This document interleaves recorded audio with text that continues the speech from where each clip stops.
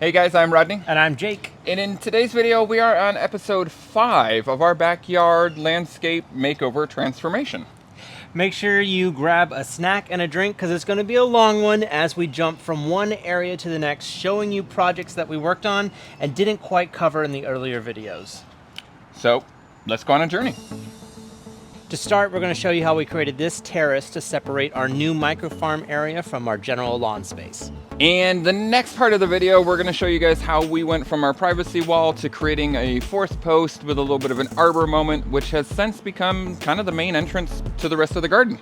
And of course, we had to finish the gravel for the project we were actually doing. So we then decided to shape our lawn. And ultimately, what we landed on was creating a big, giant circle to mimic a lot of the other circles, like the new pool and things of that nature that we brought into the landscape. Then we moved to creating a little art project like our concrete globe. Globe is a loose term, but it is, almost circular. For our first one, it really didn't turn all that bad. Another thing that we needed the concrete globe for was to help us transition between the I-beam terrace to the lower side, and the globe is able to kind of sit on top of the I-beam to reduce those super sharp edges and those 90-degree corners. Now, as far as this structure behind us, we're going to ignore that for now, but that's going to be our future chicken coop that we'll show you in a little while. At the end of our project, we added one more thing, and that was this pergola. We put it above the new deck extension connecting to the cowboy pool. Once all the vines grow in this spring, it'll give us a little bit of extra shade around the pool as well as some structure to the space.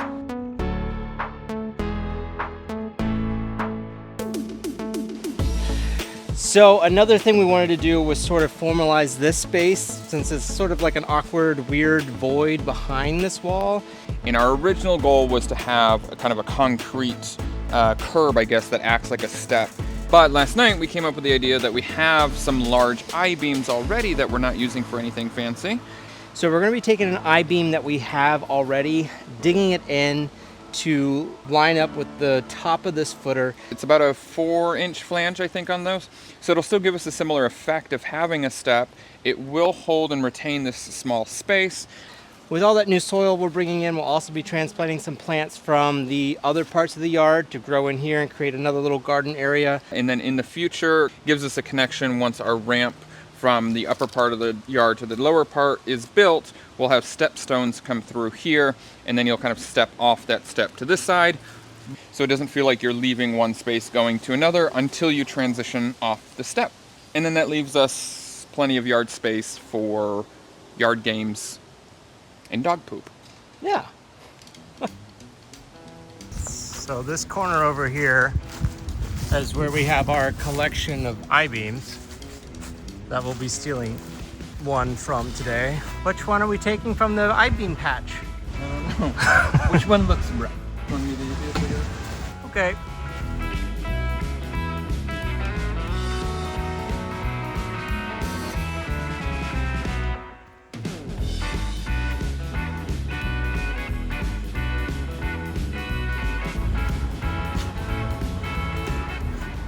What's up, buddy? Look at that big hole. Hey, who knows what you look like?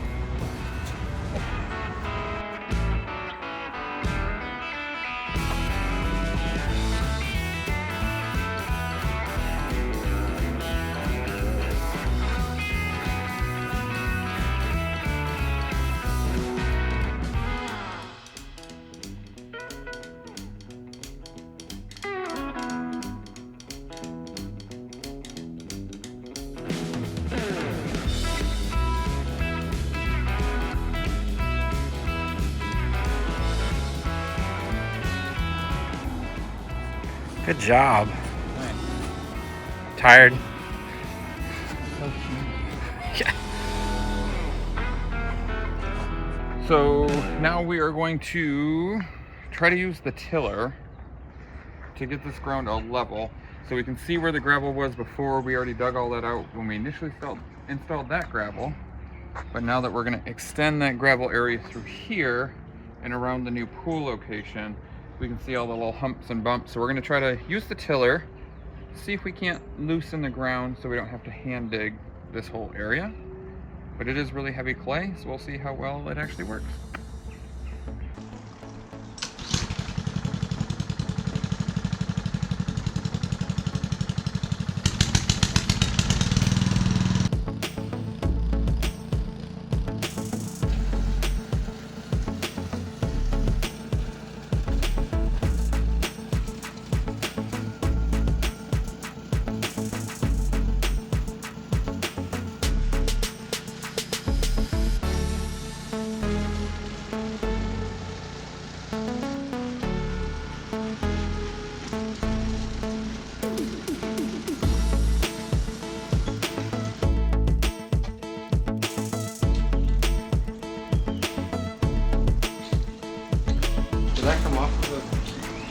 while tilling, we found this, which looks like might be an old metal pipe. And the blade hit it twice and basically popped the, what would you call that? The bolt? Both the bolts off. Sheared both the bolts that like Engage were holding, engaging the, and what? Engage the tines. Yeah, that. So now we don't have a tiller until we figure that out again. And we gotta get this out of the ground. We are removing what could be a 50-year-old clothesline post. We're not really sure. We found it while we were tilling, trying to grade out this area to be level, and the footer of the concrete is more than 3 foot wide, so we're not going to dig it out. We're going to cut it off. So much concrete. Huh? So much concrete. Yeah.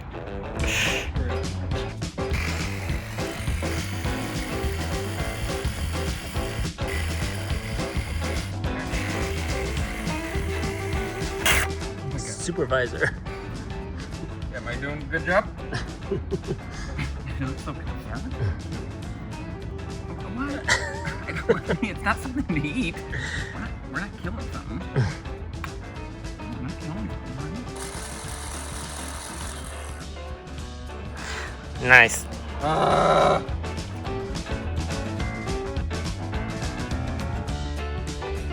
All right, so now we've got the space graded. We had originally brought this side down where the gravel was existing about 1.5 inches or so, and then we just brought this side down to match that. So it's not perfect right now, but the bulk of the material has been removed and moved out to level off our step area on the other side of the breeze block wall. But a couple of important details: if you're going to just go from basically a lawn space to a gravel space, it's keen to know a couple of things. First, you want your dirt or your existing earth to be as level as possible. Your gravel is only going to mimic the ground below, meaning you can't rely on your gravel to make an area level if it's not level below, especially any significant grade changes or pitting and holes in the area. So you do want to make sure that your area is as smooth of a plane as possible. The other is know your water flow. Don't level out an area perfectly. If you've got a lot of water runoff or rains, we back up to the creek and we've got a lot of a native space here, we don't want this area to be perfectly level. We actually want slope away from the house to maintain positive drainage. But all we're doing is reducing the grade ever so slightly so that when you walk across the space, for all intents and purposes, you don't know that it's not perfectly level. The other is your edges. Of course, there's several different ways to do edge treatment: metal edging, wood, rock, etc. But an area that's going to transition from a space like a deck to a gravel area, and any other small transition spaces from like gravel to walkways or areas that are going to get a lot of extra foot traffic, it is going to be really important that you dig basically a trench around the edge. I would even encourage you to do this anywhere that you're capturing your gravel with even something like a metal edging or a stone edging. This is going to prevent a lot of push out from your gravel. Gravels, when you step on them, have to go somewhere, right? So they're going to leave a little bit of a footprint, and that trench along the edge, it's not very significant, but will help prevent that in the long run. So it's day 12, and where we are at right now is we have finished digging the hole, leveling it. We've got the pool in. We finished the deck, cut the deck around the pool. We graded over where we've moved the dirt from the pool to this area on the other side of the breeze block. What's on the list for today? We've got to set the 4th post for the arbor on the wall. We've got to make a concrete globe for our little step over there because we've got a little art project to do with that. And then Gravel. Yeah, we got a gravel delivery still. Then I'm not remembering. We've got that step to build, and we've got we've got a step to build, and then we've got to transplant the plants too before the gravel comes in. And we have to build the new the new hose bib thing. Yes. Okay, time to get to work. Woo! Yay!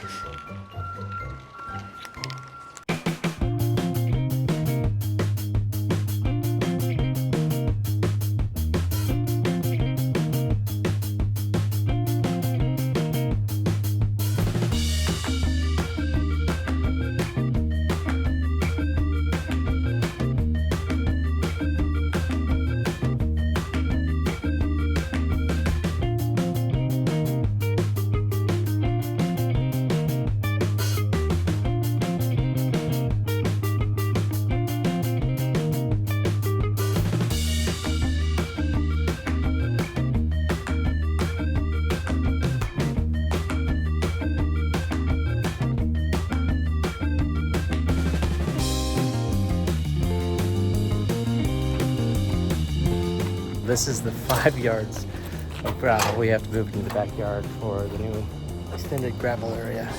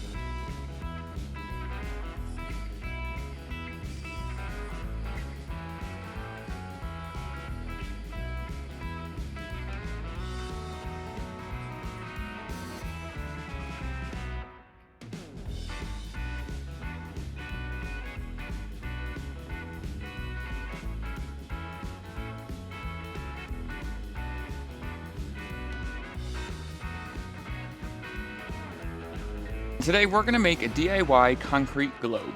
With the landscape project we just finished, we needed a transitional object from our metal retaining wall to our lawn space, and we thought a globe would be a perfect fit. I've been wanting to do this little DIY project for a while, and we never really had the space or time, and now we do. So we're going to make one.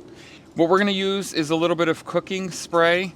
This expired in 2022, so I can only imagine that we purchased this in like 2012. So you know it's good for this project. But you need some sort of agent to prevent your concrete from sticking to your globe. In this case, we've just got a yoga ball that we've had for a while. So we're going to try to use this and hopefully not ruin it, but we will see. And then you do want some sort of fiber that's going to basically hold that first layer of concrete. This yoga ball happens to be ribbed, so I'm hoping that it works in our favor in kind of holding the material tight to the globe here. But we have also been holding on to a lot of our old shop rags. So we are going to use these today to basically create that first kind of fiber layer. That once that layer dries will also give us a texture to build concrete up onto. Not sure how well it's going to work, but we will soon find out. We are winging it. That we are.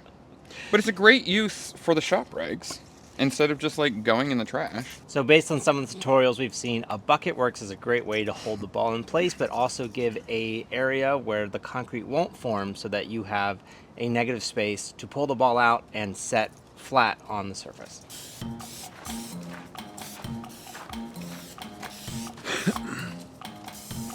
We also had mortar left over from the block wall project, so we're going to use that. I believe it is type S. It is just the quick-rete mortar, but again, we had it, and I think it's going to make the perfect mixture so that we can get a fairly smooth final coat. But I did mix it up a little bit more watery, I guess would be the word, liquidy, because we're going to take these rags, we're going to dip them into the concrete, and then we're going to use the rag to start forming our circle for our first layer. And then once that dries, we'll go through with a second layer, and in that point we'll mix the concrete a little bit more on the dry side so that it really sticks and kind of packs in and we can shape it. Our goal is going to be at least a ½ an inch thick. If we can go a little thicker, even better. No idea if this rag method is going to actually work. So you really have to like open the rag up and work it into the concrete, apparently. I need a stool, though. Are you getting absolutely every inch covered in this? Or? Yeah, I mean, I can just kind of shake off the big chunks. I'm going to try to allow the rags to overlap a little. In theory, that's just going to make the bond in this base layer a lot stronger. Like some sort of fiber reinforcement in a way, so hopefully that theory is not just delusion. Sometimes it just takes a little bit of delusion to make the project go right. Also, a guy on YouTube who makes a bunch of concrete globes, like that is literally all his channel is. If you have not checked out his channel, you totally should. We will tag him in the video here so you guys can go check out his channel to see how you should actually do this. He makes all sorts of really cool globes and globes into fountains and such, so he was really the inspiration for how easy he made it seem.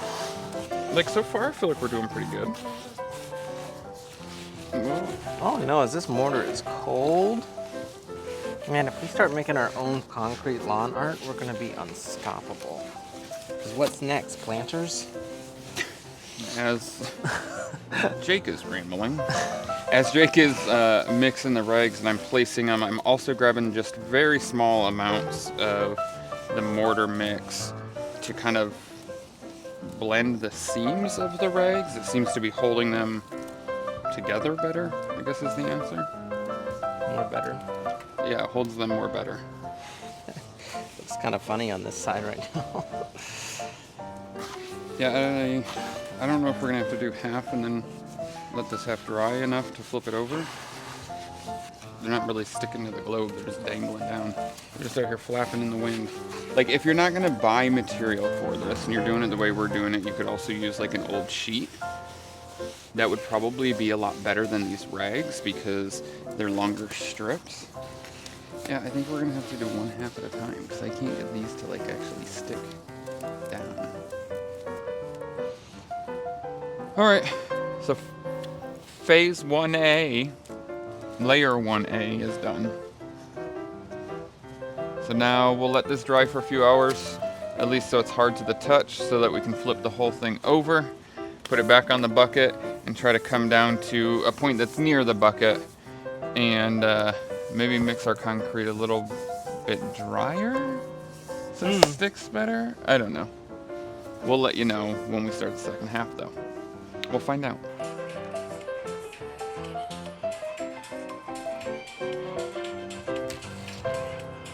Okay, so it's a few hours later. We've let it dry some. Okay, what's the strategy here? Just One hand on top, one hand on bottom. sure. Okay.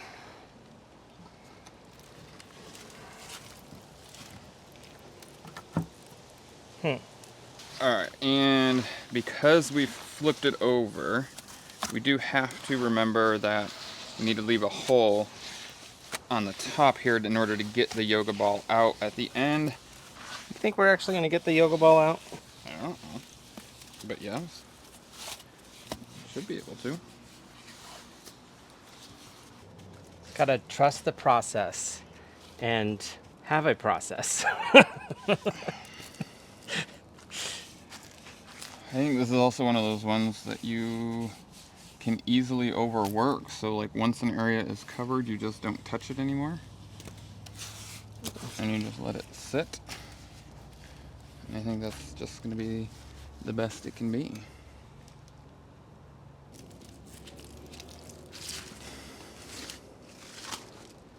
Sure. Nice.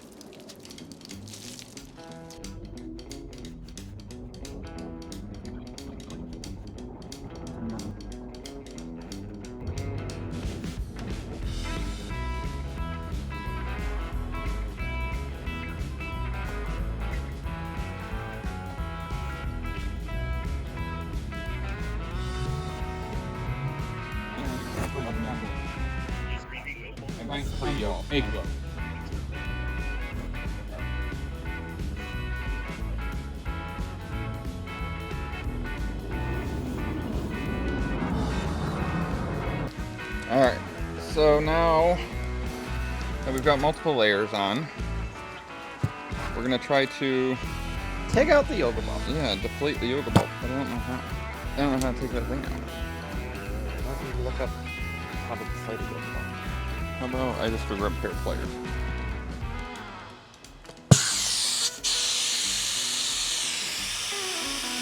Great, now it's got a leak. Like, this is a little bit exciting, but also, like, terrifying. That means it's also losing its spring. And we don't have any way to blow it back up. Oh, we don't. Well, it looks like at least it's not sticking. It's not sticking? Not sticking to the ball. Oh, yeah. No, not there yet. You can't rush a good thing. And that good thing is me.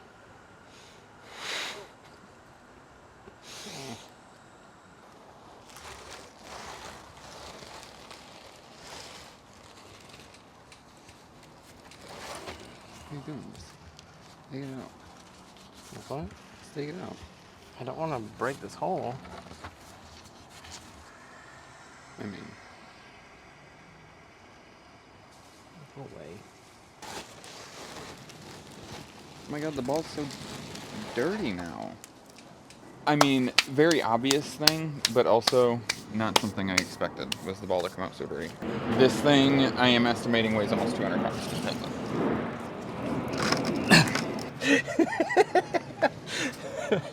Okay.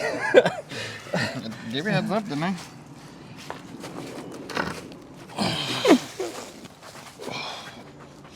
This is not 200 pounds. I said almost. It's about 160.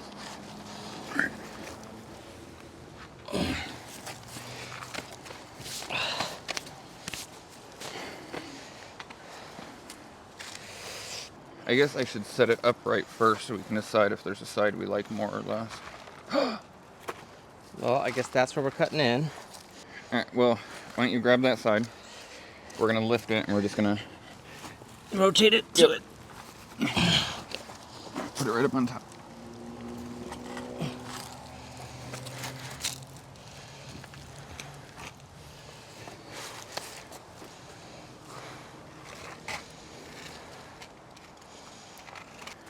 Was that just that bottom lip? Well, it's that whole rag. It was weak the whole time I was building the stupid thing. If we cut it, it'll be lower and the roundness might be more, the lack of roundness might be more obvious. That's what I was thinking. But you could also, with this right now, you could add some more layers. Well, sure, if we wanted to, yeah. Sure, so move that dirt back in. Is someone going to be able to sit on this? I don't think so. Well, you know that's going to happen with the nephews. Let me go grab a shovel and a rake. All right, so today we are getting started on the pergola for the pool deck extension thing for day 700 of this makeover. But basically the premise is that we are going to be using some 4x6s because this is going to be a really simple pergola. So we wanted the structure itself to look a little beefier. So it will be 6 inches high, 4 inches wide. And we're basically going to make a rectangle where our extension is. We're going to use the columns on each side of the breeze block to support the other side. And then we'll have 2 posts on this side, one inside the deck, one outside the deck. The one outside the deck, we're then going to plant a vine on to grow up the top, and then we're just going to have 3 rafters. Okay. Rafters? No, that's not right either. There's a word for these boards. We're going to have 3 of them across the top, so it'll be a really, really simple structure because we do want to let a lot of light through still, but we want something that kind of help ground and anchor this space.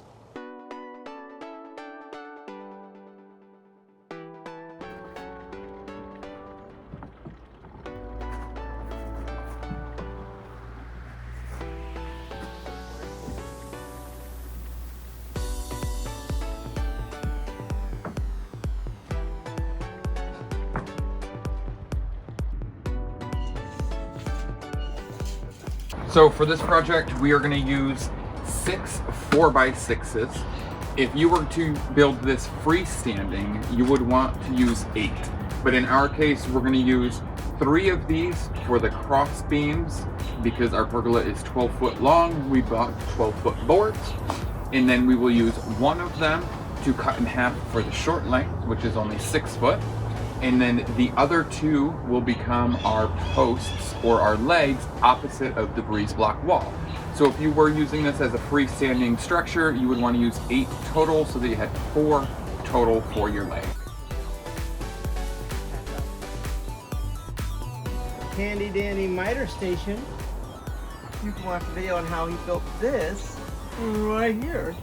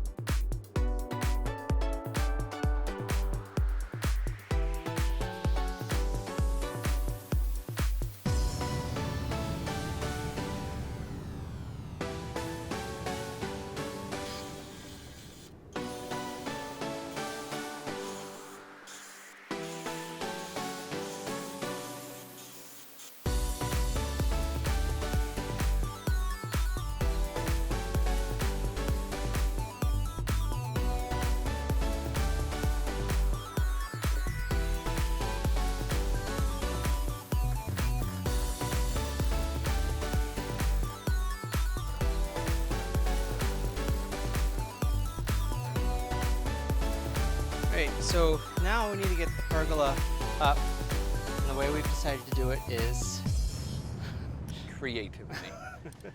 We're gonna try to put the pergola top and rest it on the columns here up at the top. Oh, we're gonna have to cut this and branch. then we will lift upward on this side and then essentially hook the post in. And it's gonna work flawlessly the first time. Should we go and cut this? Yeah, you could probably just move down further and cut it down there. Okay, let's do this and not die. This thing is heavy. Yep. All right, ready? Yep. All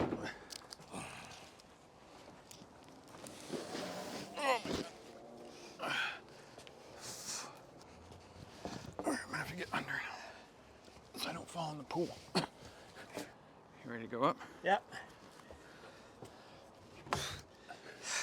Is your side up? Yeah. Okay. So, leverage-wise though, when we go to lift, this is gonna peel down some. So let's get it up higher. Ready?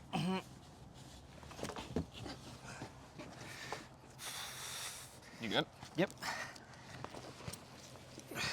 We're not trying to go anywhere, we're just trying to pivot right now. Are you good? Yep. Okay. Come down.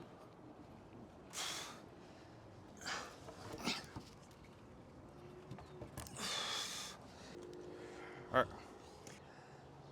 Love me, say that you love me. I don't know how well or successful, but we can do anything we want to.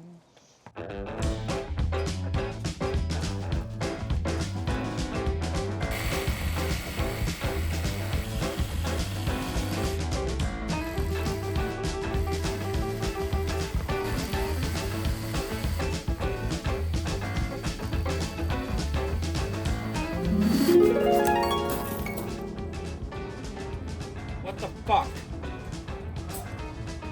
Whoa. Fucking toes. It's still coming for me. What does it want? Okay, so real quick, this is what we just found. Okay, it's got 4 legs and it's got two things in the front. No spider. Well, it's got 4 on each side and then 2 arms in the front too. It's got 10 legs. Wow, this is some really good close-ups. Oh shit.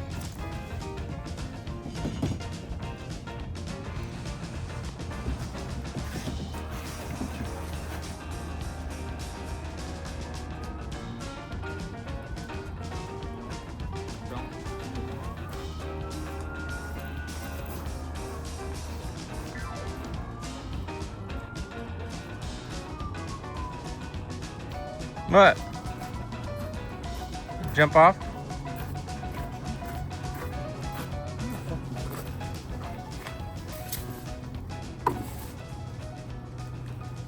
Did it, man. Good job.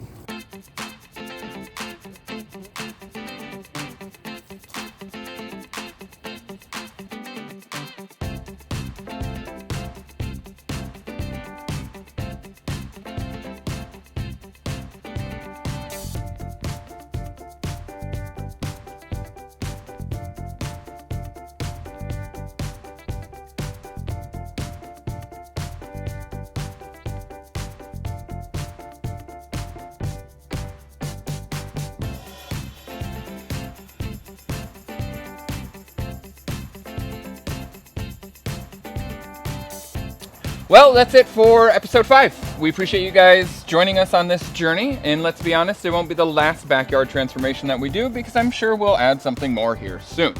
Yeah, make sure that you're watching along because soon we'll be doing our micro farm where you saw the chicken coop earlier, as well as a spring garden tour where you can see all this backyard transformation actually alive. And if you'd like a cowboy pool of your own, make sure you check out Austin-based cowboypools.com. Our friends there have provided a coupon code Rodney and Jake that if you use it, you'll get $200 off the Honcho pool package, which is a insulated cowboy pool with a heat and cool option. And we want to make sure to give a huge shout out and a special thank you to Clay Imports, which really jump-started this entire project. They provided us with these amazing breeze blocks, and if you guys haven't checked them out already, check out clayimports.com to see their wide range of clay products and tiles. If you like this video, make sure you like, comment, subscribe, and hit that little bell icon to be notified of the next time we post a video. Also, make sure you check us out on our other social media accounts. We are at Rodney and Jake on Instagram and TikTok. And while you're at it, make sure to swing over to our website and check out our blogs and merch store. And as always, we want to give a huge shout out and a special thank you to all of our members. If you're not already a member and you're interested in joining, check the link in the description below, but our members get things like behind the scenes videos, early access to some of our videos, and discount codes to our merch. As always, guys, we want to say thank you, and we'll see you guys next time. See you later.